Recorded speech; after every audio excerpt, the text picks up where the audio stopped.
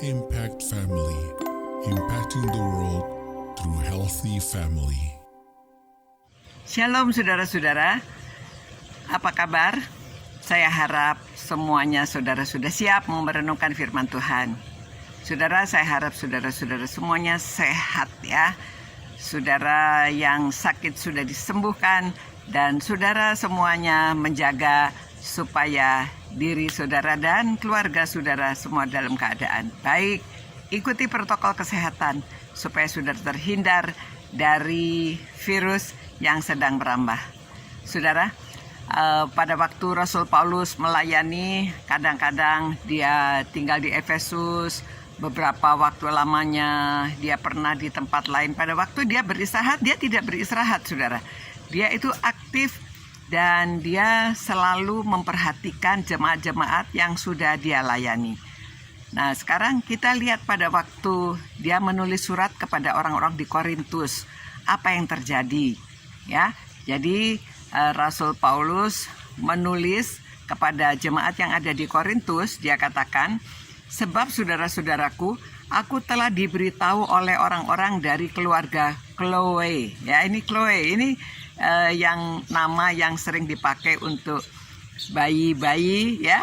Kalau mencari nama ada nama Chloe. Ini seorang wanita yang disebut dari keluarga Chloe tentang kamu, bahwa ada perselisihan di antara kamu. Yang aku maksudkan ialah bahwa kamu masing-masing berkata, aku dari golongan Paulus, atau aku dari golongan Apolos, atau aku dari golongan Kefas, atau aku dari golongan Kristus. Saudara, ternyata orang-orang itu kalau sudah berkumpul belajar firman Tuhan, kadang-kadang berbeda pendapat. Kalau mereka sudah berbeda pendapat, lalu mereka masing-masing merasa dirinya sendiri yang benar. Nah, ini yang terjadi demikian ya. Lalu sebetulnya persekutuan itu indah, harusnya bersekutu dalam kasih, harusnya bersekutu membicarakan hal yang esensial ya, yang penting untuk dimengerti bersama. Kalau ada sedikit perbedaan, jangan menjadikan pertentangan yang besar. Saya ingat seorang ahli pendidik ya, Dr. Imam Santoso, dia mengatakan, apa bedanya orang pintar dan orang bodoh? Kalau orang pintar, perkara yang sulit, yang besar-besar itu dia jadikan kecil, ya, bisa di-solve problemnya, bisa diatasi masalah-masalahnya. Tetapi kalau orang bodoh, hal yang kecil aja dibesar-besarkan gitu ya. Nah, saudara, saya harap saudara adalah orang-orang yang pintar ya, tidak membesar-besarkan perkara kecil. Pada waktu saudara di gereja mengambil keputusan seperti sekarang ini, kita ada banyak masalah karena anggota gereja juga ada yang terpapar COVID ya, ada yang sehat. Nah, tentunya ya, kebanyakan sehat. Yang terpapar itu sebetulnya tidak banyak. Namun kalau satu tubuh Kristus, satu sakit semua ikut sakit ya. Jadi satu orang dalam satu keluarga yang pada waktu mereka kesusahan, sebaiknya kita bersatu hati, menolong, memperhatikan. Nah, saudara, pada waktu saudara lihat ini tangan ya, kalau ditutup begini, saudara tidak bisa menerima apa-apa ya, harus dibuka. Pada waktu dibuka, saudara bisa menerima berkat Tuhan, saudara dapat menerima firman Tuhan, saudara dapat menerima sesuatu ya. Jadi saudara, bukalah hati saudara yang lapang. Kalau ada yang sakit, sama-sama menolong. Nah, saudara akan lupa masalah-masalah saudara sendiri. Saudara akan lupa hal-hal yang lain. Justru saudara pada waktu memperhatikan orang lain, saudara diberkati. Berkatnya apa? Saudara tidak ingat kesusahan sendiri.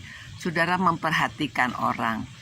Nah, jadi jangan malah hal yang kecil dibesarkan. Kalau ada yang masalah di dalam gereja, apalagi ada yang sedang sakit, saudara bersatu hatilah mendoakan, dan saudara dapat membawa sesuatu bingkisan yang bermanfaat untuk mereka. Ya, jangan malah dipertentangkan. Ah, dia mah nggak usah lah, dia dikasih, yang itu mesti dikasih, nanti orang lain iri-iri. Aduh, saudara, Kalau dalam persekutuan dalam Tuhan justru ada kasih.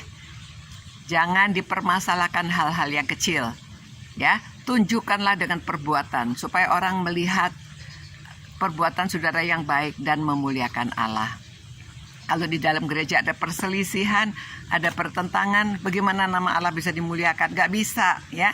Jadi saudara, marilah kita pada waktu merenungkan firman Tuhan ini kita cari maknanya apa. Setelah kita baca ini kita belajar apa, ya.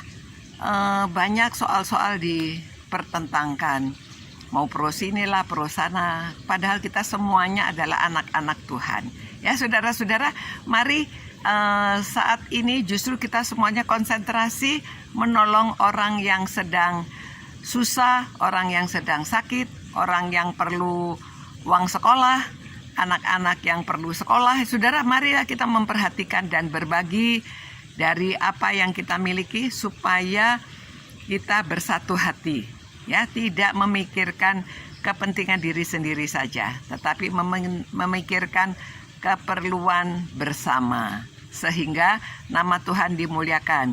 Kita tidak bertentangan, tidak bermasalah di dalam gereja. Oke?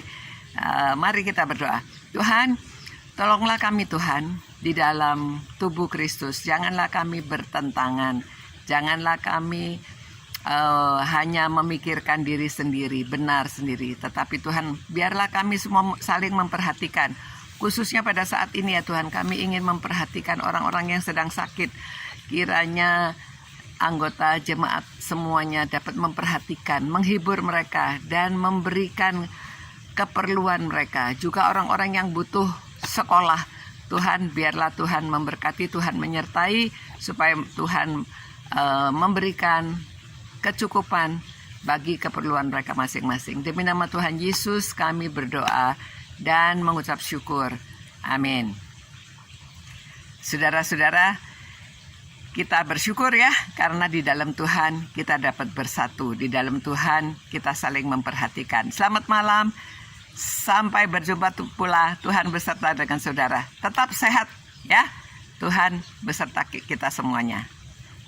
Ciao. Impact Family, impacting the world through healthy family.